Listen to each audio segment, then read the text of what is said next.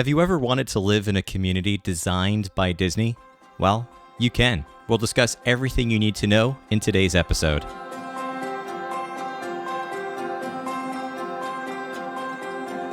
Welcome aboard Imagination Skyway, your guided tour through the worlds of Disney and Imagineering. I'm your host, Matthew Kroll, and it's my job to explore the stories and places we love and the people who bring them to life.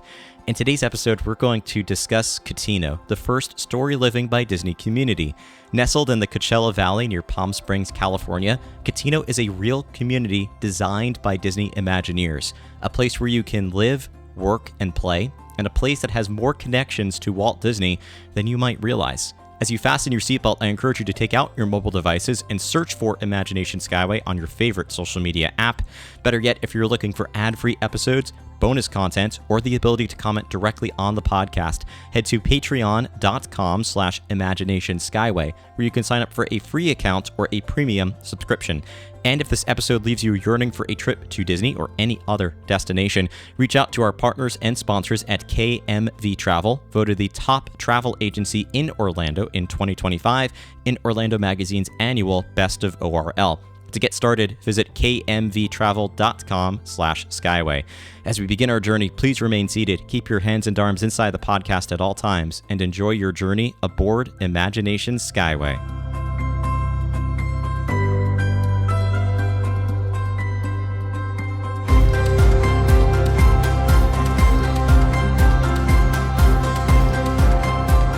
If you've ever wanted to live in Walt Disney World, and let's be honest, most of you listening at one point or another have probably thought to yourself, I would love to live in a Disney park, at a Disney hotel, or in a Disney location. The first two might not be feasible unless you book extended stays at hotels and make yourself feel like you're living at home at a Disney resort. But Disney has created a new way for Disney fans and non-Disney fans to live in a Disney environment, which is the topic of today's discussion. And it is all about Cotino, a Storyliving community. There's a lot to discuss here, a lot to digest. And I wanted to invite onto the show someone who had the opportunity to go to Cotino. The last time we had her on the show, she was in Papenburg, Germany. And this time she's all the way in Palm Springs in the middle of the desert on the west coast of the United States. So, Steph, welcome back to the show, first and foremost. How are you?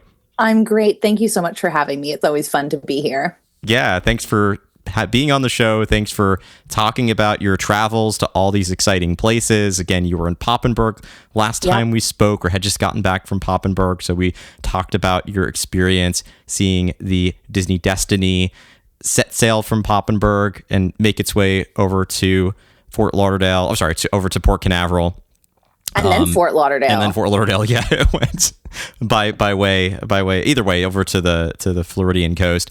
And now you're venturing back from California for this new Storyliving community that is it looks incredible. I'm really excited to talk about it. Honestly, Matt, it is incredible, and I have never really spent time in the desert. The most that I've seen really of the desert is, in the distance when I've been in Las Vegas or flying over the Grand Canyon or something like that while I'm on my way to Disneyland. And I didn't really understand the peace and tranquility that Walt felt until I was there myself. And I was only there for 2 days. It has stuck with me. So I think they're onto something with Cotino. I think so too. I spent a lot of time in the desert. I still spend plenty of time in the desert because I have family in Phoenix, Arizona. So I'm frequently making trips out there. I'll tell you that this time of year that you want to visit is great. Try again in July or August, and you might feel a little bit differently. It's equivalent to going to a sauna. That's generally the best comparison when you're going to the desert in the summer. If you live there full time, maybe you take your summers somewhere more coastal or northern, kind of like how us Canadians are snowbirds and we come down to Florida or Arizona or California in the wintertime. Exactly.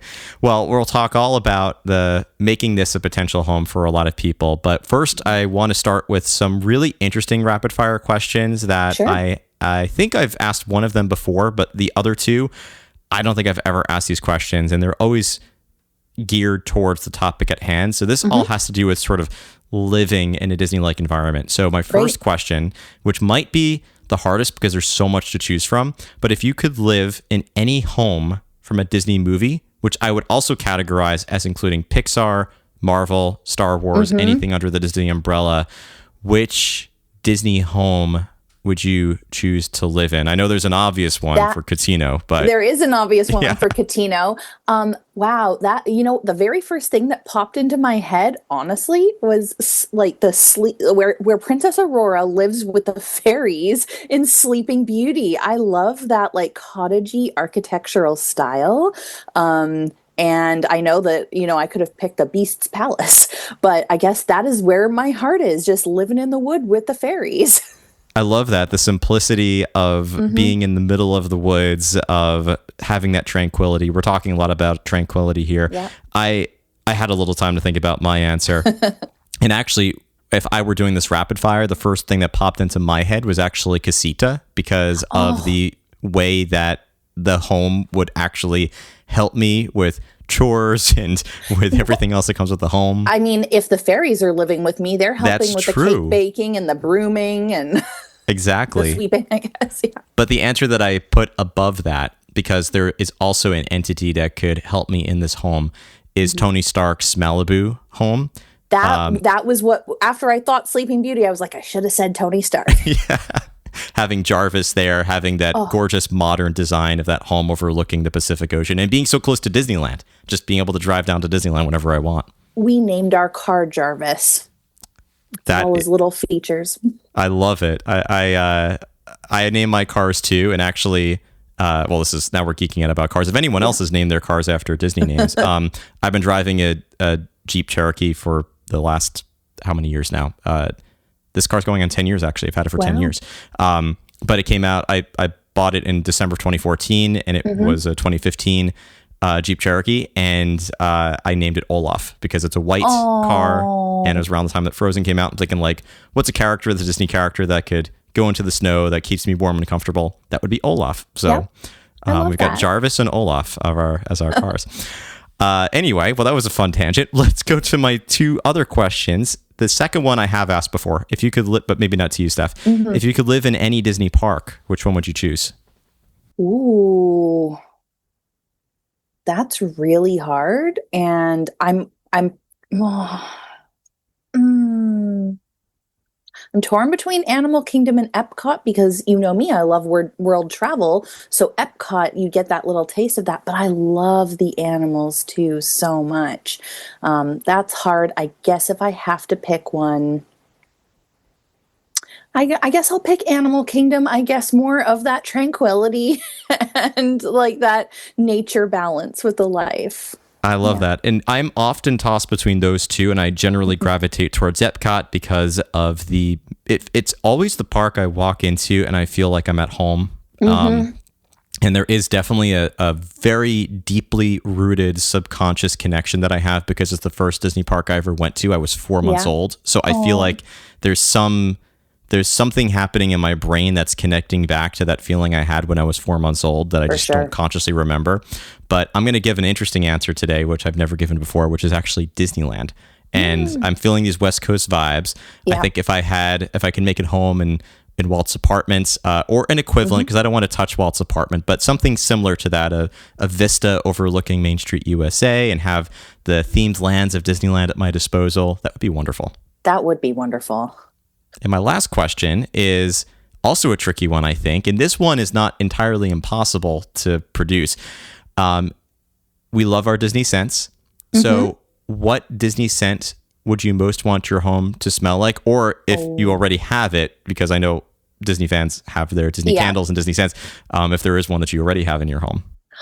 There is not a specific one that I have in my home all the time, although I've cycled in and out trying different things. But it would be for me that Orange Grove scent from Soarin' Over California. I just love that. That's such a classic smell that even goes back further to Horizons. It's that delicious citrus smell. Absolutely. Very, very refreshing. I was thinking, I also cycle through a lot of them, and I was thinking, what would I want in my home that's subtle and is reminiscent of Disney, but not overtly strong and like, oh, like my home smells like Spaceship Earth. Like, I don't know if I'd want that all the time, but the one that popped up in my head was surprisingly Boardwalk, because that has a very subtle scent to it. It's a little more muted than even like Beach Club's got a great scent. I don't know if I'd want to smell it every day. But Boardwalk has a similar but slightly more muted scent that's very comforting and welcoming. I agree with that. So now that we've sort of set the stage for talking about living in a Disney-like environment, talk about this incredible community. I'm going to start with a very broad question and then move into some more specific. So for those who are just catching up, because I feel like this is not something that is obvious to all Disney fans. You maybe aren't following along the story, maybe not thinking about it consciously. They've talked about it, but it's not been as public as talking about something like, or as I should say, it's been public, but not as we don't hear about it as much as we hear about things like the updates for Tropical Americas and the Monsters Inc. land and the updates to Disneyland, all those exciting updates for the Disney park. So for someone who is not even aware of what we're talking about, can you talk a little bit about what is Cotino, a story living community? Sure. And you know what? I'm going to go even more broad and talk about what is Story Living by Disney. Let's do it. That's a brand new program that Disney is developing right now. Their intention is to create planned communities all over the U.S. Right now, Cotino is the only one that has started to open.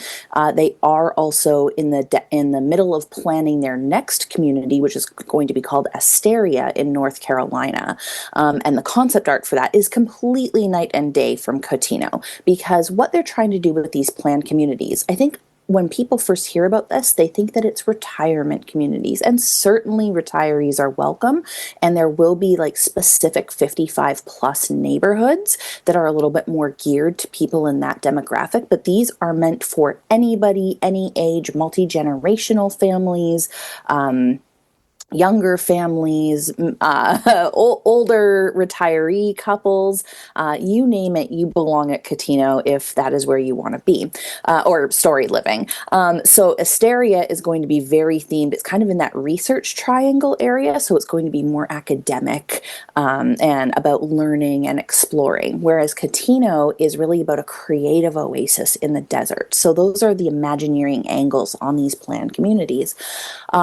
Just like any other planned community, there are neighborhoods, there are houses, different styles of houses. You can pick a builder that you're going to work with, and then pick from several different floor plans, several different styles. The Imagineers are not directly building this, but they worked with all the builders, especially on the facades, to make sure that everything has a nice through line, and is a very cohesive look to create, in Cotino's case, that idea of being in Palm Springs with mid-century modern architecture and this idea of a creative oasis. Now, within the planned communities, there is a central hub that is, in Cotino's case, called the Artisan Club, to go along with that idea of creativity. And this is where you're going to have all of those typical club benefits, where you're going to have fitness facilities, dining facilities, different kinds of programming that you can participate in.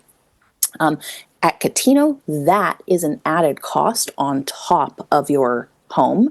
At Asteria, that's planned to be a part of the fee of your home, and that is just due to different state laws on what you can and cannot include within like an HOA fee, I believe, more or less. So that's kind of what's going on with Cotino. And something else that's really interesting, I don't know if this will be true for all Story Living communities, but with Cotino, they're also building a public aspect where there will be like a town center that is shopping and dining. There's going to be a yoga studio over there and a public beach access, because Cotino's big draw is the fact that they have a 24-acre turquoise, beautiful lagoon in the middle of the desert. You can swim, you can kayak, you can paddleboard in there. I touched the water myself. It is beautiful and crisp and refreshing. And so that's really exciting that the community can kind of come in, the larger community can come in and be part of the Cotino community sometimes. It's really exciting.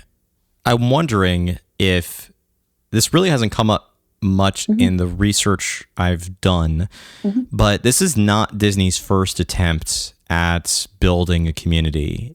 No. The more recent one that is probably in the Disney fan consciousness, is Golden Oak. But even prior to that was Celebration, which still Absolutely. exists. And I know it's not necessarily operated by Disney or owned by Disney right now, but that was actually a Disney community that they built. Absolutely. And if you go to the like town center area of Celebration, it looks Disney through and through. Even further back, Epcot was supposed to be a planned community. That's true. That was always in the plans. Yep. I know Walt's vision. And that's something we're definitely, I know, going to talk about, is this thread back to Walt's original vision for, while his literal vision for the experimental prototype community of tomorrow is not Cotino. There are definitely, I sense, elements of Walt's vision come to life with this idea of story living communities. For sure. So let's talk a little bit more specifically about Cotino and focus first on why Coachella Valley, because I know that that's, if you think about it, they could build anywhere, right? So why this particular location? I mean, it does have a big tie back to Walt. He used to go to the Coachella Valley to escape the stress of the studio, the stress of the theme park, and he would bring his animators out there to also relax and recharge and also be inspired by the beauty of the area. So he would fly his plane. I think he had a pilot. I don't think he flew it himself. Maybe you know that more than me. He did not pilot. There was one story of him piloting the plane when it was up in the air. Lillian was not happy, but no, he had a pilot. So he would fly from Burbank into Palm Springs. He actually helped get the funding for the Palm Springs airport, which I thought was a very interesting fact that Becky Klein shared with us when we were on this press trip to see Cotino. So he would fly back and forth, be out there all the time so that he could do his polo matches and his horse riding. And when I thought about Walt in Palm Springs, I always thought about him being very isolated and just being by himself off in nature. But Becky had shared with us that Becky, who is the director of the Walt Disney Archives, in case anyone doesn't know that, but she shared with us that he actually got really involved in the community. He would make friends, go lawn bowling. He was the grand marshal for the Palm Springs Circus. So that was really interesting. So I think it's a natural fit to tie that into the first story living community. When you're thinking about creativity, that is Disney through and through. I think it's also easy because WDI is, over in Glendale, and it's not that far for the Imagineers. Probably, this is not what Disney's telling me. This is just my supposition. It's not that far for them to keep trucking in and out of coming to Palm Springs to oversee this first project. Yeah, it's definitely close by. So you're right. That makes it a lot easier for them to continue to observe its progress and use it as a basis for future communities that they might build. Can you, for this next question, this is I think maybe a harder one to describe, but I'm wondering, for those who are trying to visualize this space, there are pictures of it, but if you could play the role of a virtual real estate agent for us and sort of walk us through when you enter into the community, what do you see? How is this community organized? Giving us sort of the rough blueprint. You've talked about the pieces of it, but how is everything laid out within this community? Sure. So first off, it's located in Rancho Mirage, California. Everybody says Palm Springs, which it's the greater Palm Springs area, but there's Cathedral City, there's Palm Desert, all of these different communities that are centered in this basin of the Coachella Valley, with the beautiful San Jacinto Mountains surrounding you. And as you enter Cotino, it's very surprising. You don't know it's Disney right away. There's not literally a Mickey Mouse on the security gate as you go through. As you drive in, right now, Cotino is under construction. They are approved to build, I believe, 1,900 residences, and they're on phase one, which is 300 residences. So right now, you're not getting a complete sense of what it's going to look like a few years down the road. But once you drive into the communities, it honestly feels almost like being on a movie set. It's so pristine and beautiful. The houses are all based on mid-century modern architecture, but without being overly vintage, retro, cheekily campy. They fit really well into the overall Palm Springs aesthetic. Slanted roofs, natural stone facades, just really beautiful, clean lines, lots of nice stained wood garage doors, that sort of thing. Very, very architectural, geometric kind of houses. Now, when you're walking down the street, there are nice lawns. Sometimes there are like stone gardens and other like desert plants growing. So you're in the desert, and you can almost forget how beautiful the surrounding desert is if you're just looking at the houses. But as soon as you raise your eyes up just a little bit, you can still see the vistas of the mountains around you. And throughout the day, as the sun shifts, those mountains are what Walt called this painted desert, right? They're shifting from pink to yellow to blue to gray. It is absolutely gorgeous.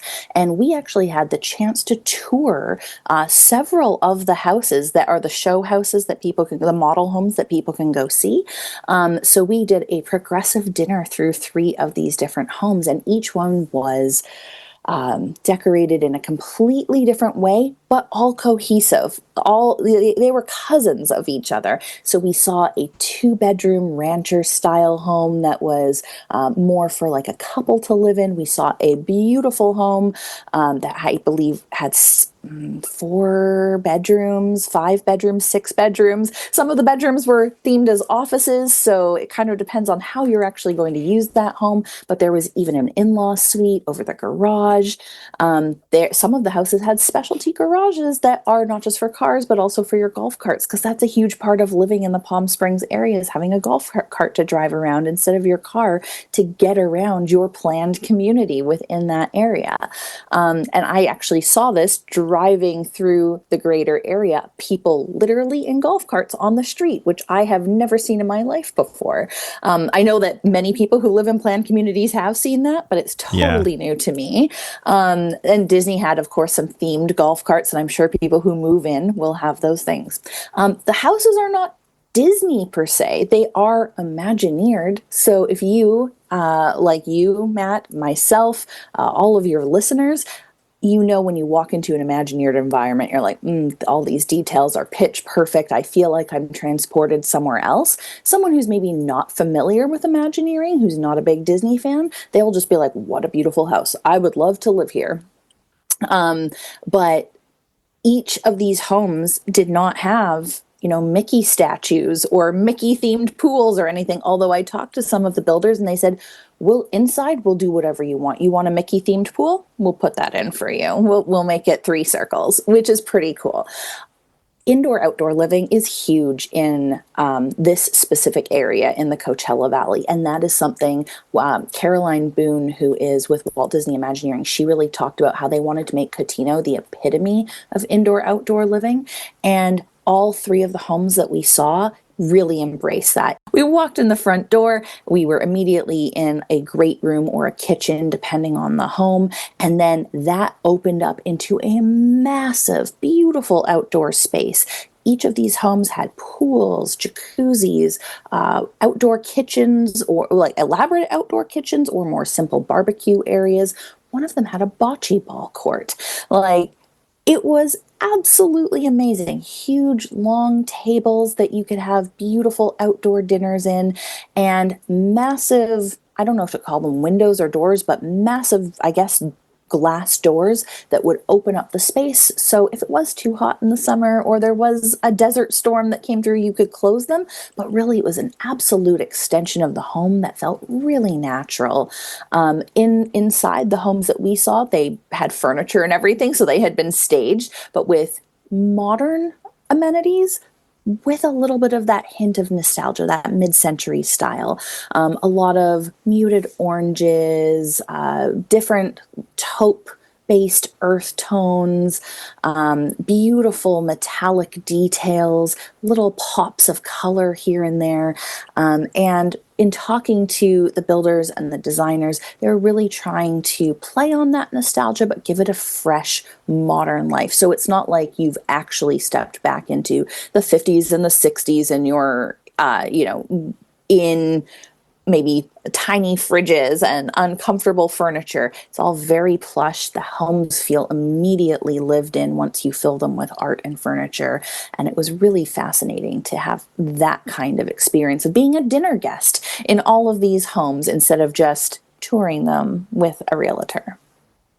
Yeah, it's a great visual to set for us. The three homes that you mentioned, I believe, are the Atelier 2 model home, the West Wind 2 model home, and the Canvas model home. Was there one that you liked the most? And maybe you don't remember it by name, but... I believe it was the Atelier 2 model home. It was just a bit smaller, and I could see my husband Danny and I living there and being really cozy and just having a nice retirement, or right now. You don't have to wait for retirement, but I always think of like buying a fancier house for retirement. Yeah. We do actually, over on our blog, Matt, I have a specific article that talks about, let's walk through all these homes with tons of photos. So if your I saw those photos. If your listeners want to check it out. Yeah, I'll have to link to that. And the photos that I saw, I was gravitating towards the West Wind 2 home, which is that 4-bedroom, 2-story home built for, they say larger families. 4-bedroom is still not necessarily like, when I think of a larger family, I think one that's larger than mine, but that's just about right for even my family. 3 bedrooms plus an office as sort of the perfect size. That home was really interesting because it had the master suite, and then it had an in-law suite. Then it had a secondary bedroom that was, set up. It was set up with one bed for one adult, 2 adults.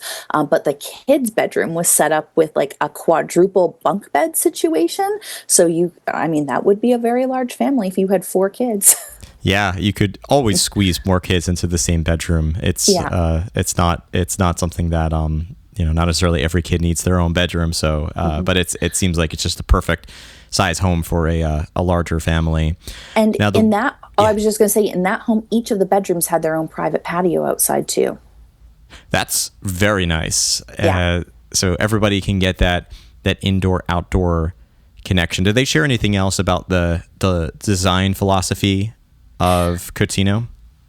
Not really, aside from just saying that they're really trying to play into the mid-century modern architecture, keep it fresh and relevant. And overall, from the home, like the homes have a bit of Imagineering, but as you get closer and closer to the Artisan Club, that Imagineering ramps up, and the Artisan Club is kind of that epitome of creating that Imagineered environment.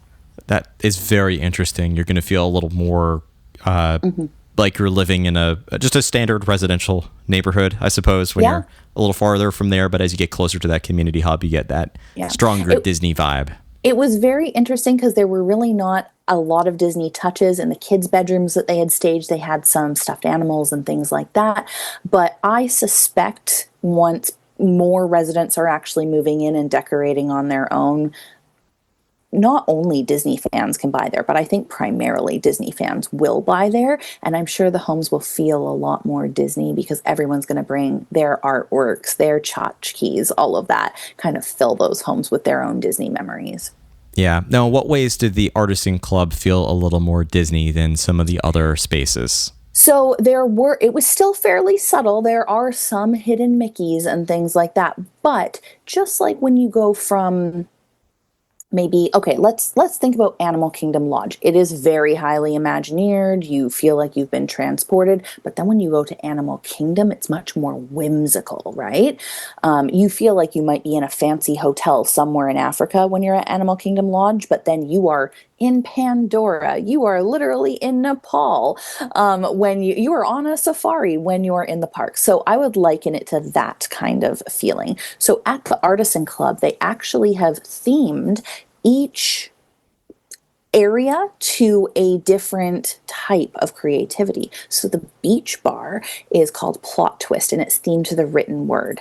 And even the lobby that you walk into is themed after an art gallery. There are exhibit cases there that are full of artifacts supplied by Walt Disney Archives. There are beautiful paintings on the wall and sketches. This might be rotating over time, but right now there's sketches from the Imagineers about their original concepts for Cotino, and there's a beautiful picture window overlooking the bay that they call their living painting, because as the day shifts, as people walk by, it frames everything up really nicely as a painting. At the main restaurant, which is called Architect's Fork, it's all about architecture. They even have blueprints on the walls of Disneyland attractions. They have chandeliers made out of architects' pencils, and they have a beautiful chandelier that is themed to the San Jacinto Mountains and kind of how architects would kind of draw that out. And then finally, the wellness and fitness areas are all themed to photography. So sometimes it's very whimsical, like a chandelier covered in pencils.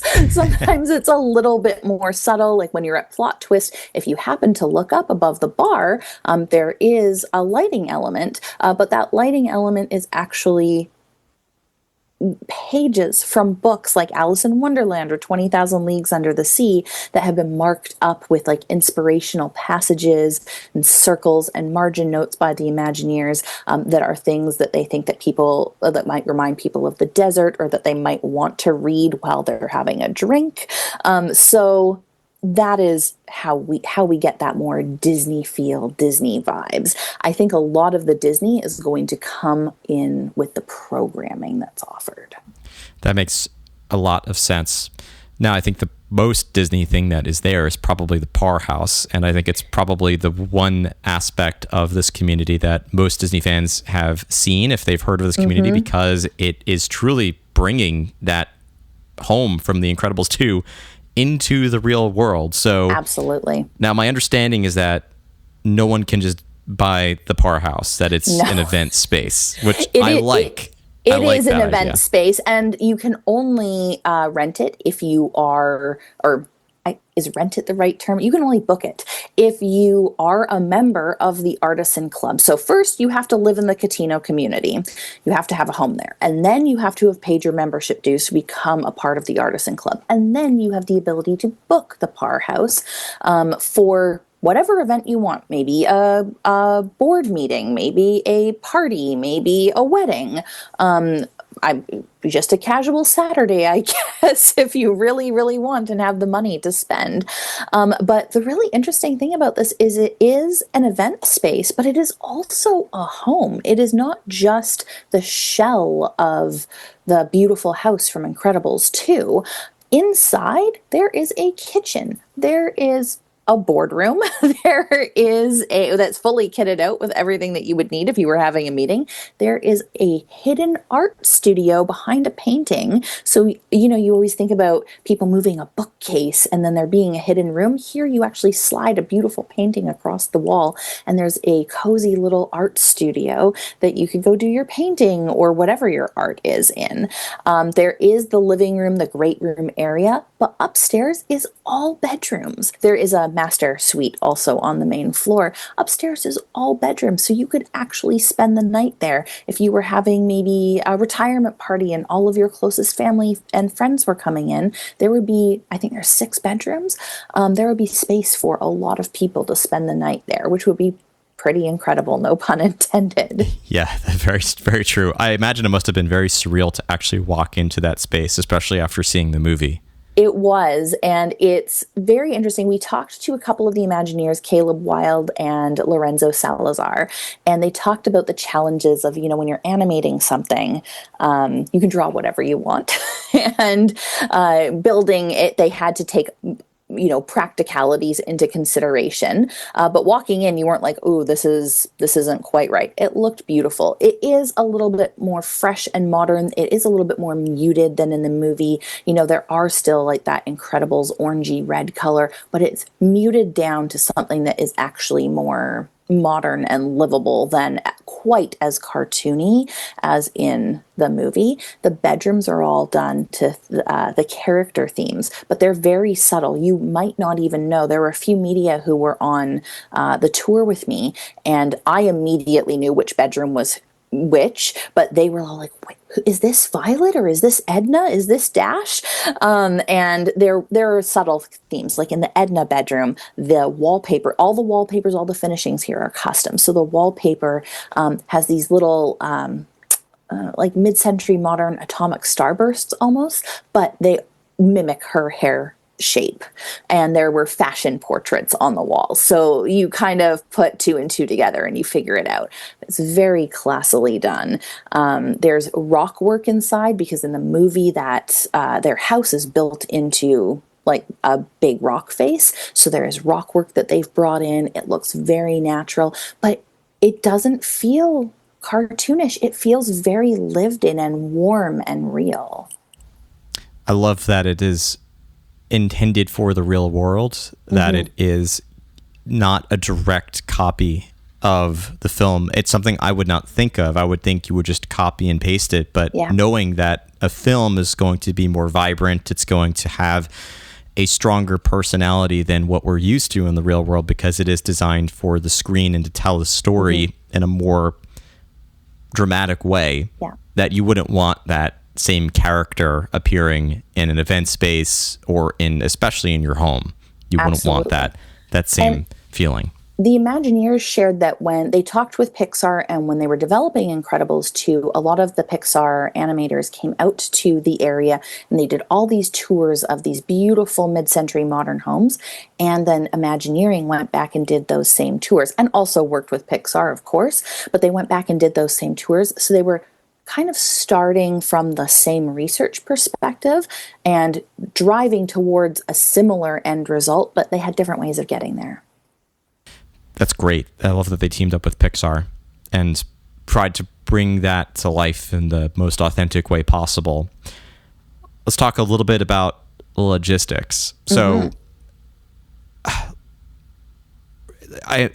it's when you're thinking about the design of this community, you're thinking about as a Disney fan, the novelty of it. You're thinking about the excitement of living in a community space like this. But one thing that crossed my head from a practical perspective is, okay, but if you actually do move here, and if it's not just a vacation home, but truly a place you're going to be living, then you're going to also need to know a bit more about the day-to-day once that initial excitement has passed of being in this wonderfully vibrant community. Then you're going to need to know, where am I going to get my groceries? Where are my doctor's offices? Where's the closest airport? Like if I need to go shopping, if I need to go to, a standard department store, if I need to go shop at Target, or I need to go to name a store. How easy is it to access these essentials? Well, from what I saw, we did not stay at Cotino. We stayed at a hotel in Palm Desert, maybe 15, 20-minute drive away, which is not that far of a drive. And I saw everything along the way, from like Louis Vuitton and Williams-Sonoma to Starbucks and In-N-Out. I saw a Ross. There were grocery stores. There were like custom golf cart stores, you name it. So I think that you are actually, even though you are in this more, like, I don't want to say an isolated, but like a very specific planned community, I think within a few minutes, you are in these other bigger cities, not big, Los Angeles big, but like Right. cities that have all the amenities that you would need. You need to go to Target, you need to go to Whole Foods, like it's going to be there for you. But I think on a day-to-day perspective, depending on what point in your life you're at, right? Depending on what your work situation is. I work from home, so if I was living there, I would stay in the community a lot as opposed to maybe commuting. The closest airport is definitely going to be the Palm Springs Airport, which is a beautiful indoor outdoor airport. I really loved landing the plane there. I loved waiting for my next plane out of there. It was just a lovely experience. But you could easily get to any of the Los Angeles area airports as well, because you're not that far of a drive. We actually had somebody on our media tour who needed to fly out the night of our event. So he did the event until 8 or 9 o'clock and then drove down and got his midnight red eye back to wherever he was going on the East Coast. So it's not out of the question there.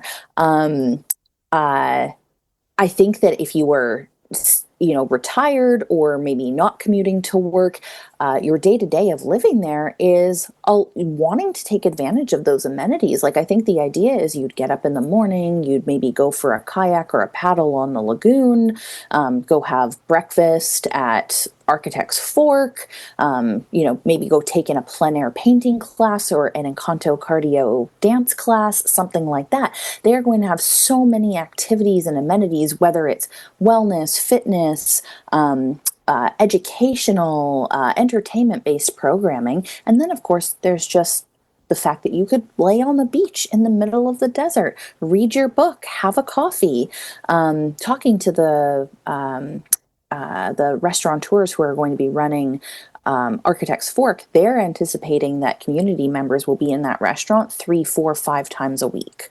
Wow. So they're trying to make those menus appealing for people to come back again and again. So I think the idea is kind of like when you're at a Disney hotel and you're like, well, I'm paying to be here. I'm going to go to the restaurant. I'm going to go to the pool. That it might be that kind of mentality of this is my home. This is my community. This is my local bar, my local restaurant. And I will say I was surprised. I felt like the pricing that I saw on the menus really reflected that. I thought it was going to be theme park pricing, and it was what I would pay at my local restaurant for dinner if I was going out 2 blocks from my house. So that was interesting to me. What were some of the food items you got to sample while you were there? So I did not get to sample these, but I do like that they added Walt's chili and the brown derby cob to the menu, because I think that those wonderful. are nice Disney tie-ins. We had kind of sampler portions of many different things. We tried the citrus burrata, which was absolutely delicious. We had a little crostini with some beautiful creamy burrata and then little citrus segments. They had these delicious sticky ribs that we sampled, an amazing bacon wrapped date that had cotija cheese and pumpkin seeds on top. And dates, I had no idea, but dates are a big agricultural produce of the Coachella Valley. So they're trying to tie in those local ingredients. I'm forgetting something else on the app. Oh, my favorite part of the appetizer was crispy fried artichoke that was on a really like garlicky toum kind of sauce. I also tried some of they're not calling it steak frite, they're calling it like New York steak and fries, but basically some steak frite, a beautiful little piece of salmon with some beautiful sauce, and homemade sorbets. Everything was so fresh, so delicious, and like, if I lived there and I had enough money to treat myself to a meal multiple times a week out of my house, I would definitely be there. It sounds delicious. I would definitely be there several times a week as well, especially if they change out the menu and offer a variety of food. They're really going to focus on seasonal things, so they will have some like staple familiar items on the menu, but then based on feedback that they get from members about what they're looking for more of, less of, they will swap things in and out, and also with the seasonal produce. And the produce is great in the Coachella Valley, so they're working to not only get produce, but also things like bakery items from local vendors. Wonderful. So for anyone who is sold, wanting to move to Cotino, when can they start buying property? How much, I imagine it's range, but roughly how much do these homes run Go for? And what does the purchase process look like? So you can buy something right now. It won't be move-in ready because all of the homes are being created by a builder for a specific buyer. So you can go on the Cotino website and buy something today if you want, or you can go show up at Cotino and tour a model home and sign some paperwork while you're there. So that the process would be to first there's around 20 different home styles, I believe, and there are different kind of facade themes that go along with those. So whether you're looking for a larger 4-bedroom home, a smaller 1 or 2-bedroom home, first you're going to pick what overall floor plan and then like what facade style you're working with. And then from there are 3 different builders that you can choose to work with. And some of the builders only do certain styles of the home is my understanding. So once you've figured out all of that, you've said, yes, I would like the Atelier Model 2 home. This is what we're going to go ahead with. Then you meet with the builder to talk about your specifications. So if you want that Mickey themed pool put in the backyard or a bocce ball court, if you want a rain shower or a spa shower, or you want a big deep soaker tub, you can really have a lot of control over what is happening inside. I'm not sure on exactly how long that build process takes. I assume it depends on what model you're choosing and also how many customizations that you're making. And then it's up to you if you just bring your own things in or if you bring in an interior designer, which they can certainly set you up with one of their partners if you want a specific look, but you're free to do whatever you want there. But people are actually moving in right now. When we were there for the opening of the Artisan Club, the whole reason was that people have already been living in this community for months, and now the Artisan Club is open. And if you do buy a home now, you can join the Artisan Club and start taking advantage of those amenities even while your home is being built. So if you're living nearby, or maybe you already have a vacation home in Palm Springs, that might be a really good option for you while your dream home is being built. That's incredible. So cost-wise, generally I forgot that little piece. Yes, I did forget that. Sorry. So it's like, what else is there? On the Cotino website, you can go take a look. And, this is the case with all development communities, right? It's always like homes starting at whatever. I believe the homes are starting in like the 1.5 million range and then going up to 6+ million. Now, if you're getting a lot of customizations, I'm sure that could go to 10 million. And if you want to keep things really simple, and you pick the smallest home and you don't have a lot of customizations, you might get it. My feeling is that most people are going to end up in that 2 to 3 million range. Yeah, and that's about what I was expecting, not only for where this is located, but also knowing that you're basically, you're buying something that is designed by Disney, and that absolutely always comes at a premium. Obviously, real estate markets are different everywhere, but like for me, that would be a way better deal than buying an equivalently priced house in Toronto. So our real estate market is wild up here, though. It's not just there. Yes. So depending on where you are, that might seem like a huge stretch, or it might seem like, oh, what a reasonable price. Yeah, certainly. If you're in that ballpark, if you're looking at that price range to begin with, then probably makes a little more truly those homes digestible. For me, I honestly thought it was a good value for what you were getting out of the homes that I saw. Absolutely. I would imagine the same thing. Having seen the photos myself, and again, knowing everything I know about this, it makes a lot of sense. That's roughly where I was expecting you to land with the estimates. So it definitely fits my predictions. Mm-hmm. Is there anything else worth noting about what you learned about this community or experienced that you want to share? Absolutely. We haven't talked about. I mean, we haven't really talked that much about the programming, and for me, that's the most intriguing part. I think that's the part that's going to really Nowhere else has a 24-acre bay in the Palm Springs area so that you can go out and swim or kayak or paddleboard, certainly. But I think the programming is what's really going to stand out, because any planned community is going to have a gym. It's going to have probably a pool, maybe an event space, maybe a very nice restaurant.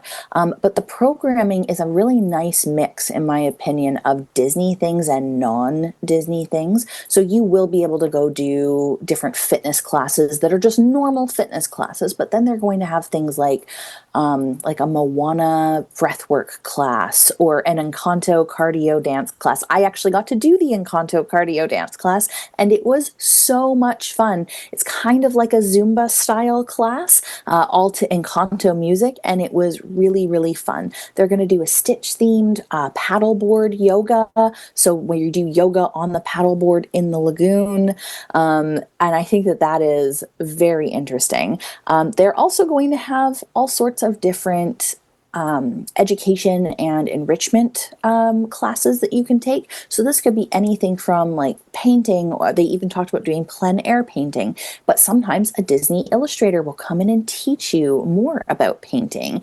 They might have a National Geographic photographer come in and do a photography class to teach you how to take better photos of those beautiful desert landscapes or those tiny little desert critters or desert plants.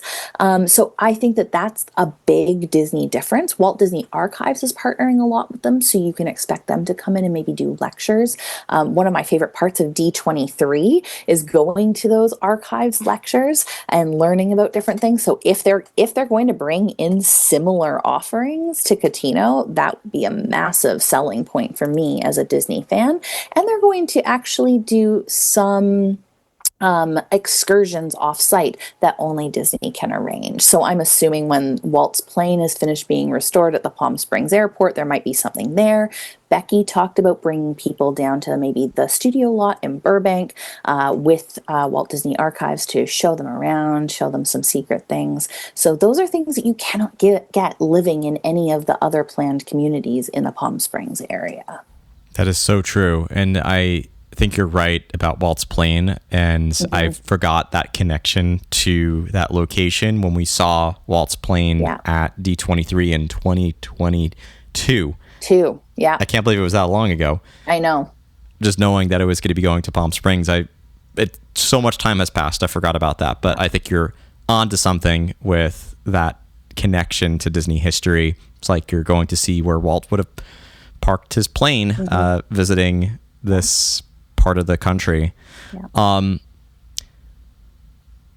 So outside of this podcast episode, which I am glad that we did this to discuss and break down the details of Cotino, what resources, you mentioned the blog, and I read that blog. I'm going to make sure to post that in the notes of this episode, but are there other resources that you have that talk more or showcase more about this community? So I think we actually have 3 different blogs on the website that talk about like what it was like to spend a day there. That was one of them. One of them is like, what is Cotino? What is Storyliving? Let's talk about that. And then one is the house tour, where we have the tour of the 3 houses plus the Parr House. We are also going to have a wonderful article. Well, it's my own article, so I'm calling it wonderful. You can tell me when you read it. But we have an article coming out in our DLR magazine issue that is our spring issue, so that has to be ordered no later than January 10th if you're not already a member. It's an entirely Walt Disney focused issue. It's the most special issue we've ever done. And we're talking there about that Walt and Palm Springs connection with Cotino. And then in our March WDW magazine, which would need to be ordered by February 10th, if you're not already a member. If you want the print editions, if you want the digital editions, you can sign up anytime. We're doing a piece about Cotino and storytelling and story living. So what are the what's the dichotomy there? How does that work together? It's an entire issue about storytelling. So now we're bringing this into the place where you could actually step in and start living your own new chapter of your life, maybe the best chapter of your life in your new dream home in Cotino. And we have done some social media videos and walkthroughs. We're currently working on a YouTube video, but it's not done yet. But by the time your podcast is out, it should be done. So if people go over to our YouTube channel, you'll be able to find that. We'll make sure that basically everybody listening, just go to WDW Magazine on social media, go to their website, make sure you're subscribed to WDW Magazine and DLR Magazine, both of which I also write for as well. Steph, your articles are always great. So it is going to be, I'm sure, a wonderful piece. And you have a code for your listeners. Yes, Skyway. That gets you 15% off in the store. So make sure you use that code if you want a little bit of a discount on anything that you see there. Well, Steph, this has been a very interesting discussion. I'm very curious to see more about the future Storyliving communities that are going to pop up. I know you said the next one is in North Carolina, which is a quick little jump down from New York for me. So and for Toronto for you. So easy to get there, and maybe we'll both get to meet up at that event. But I'm glad you got to go. Thanks for joining us, and thanks for talking more about your experience there. Thanks for having me, Matt. Welcome back to Imagination Central. Before you exit this episode, remember to follow Imagination Skyway on social media and share the show with anyone who might enjoy listening to our program. For ad-free episodes and bonus content, create a free account or sign up for a premium subscription at patreon.com/Imagination Skyway. When you're ready for your next vacation, remember that listeners of Imagination Skyway can get rewarded for booking a trip to Disney in 2025 through KMV Travel. Again, voted the top travel agency in Orlando in 2025 in Orlando Magazine's annual Best of ORL. Simply fill out the form at kmvtravel.com/Skyway and make sure that you select Imagination Skyway under the How Did You Hear About Us question to be eligible for a special gift from the team. Terms and conditions apply. As you disembark, please remember to remain fully seated until the podcast comes to a complete stop. Then gather your belongings and watch your head and step as you exit. Thank you for joining me aboard Imagination Skyway, and remember, if we can dream it, we can do it.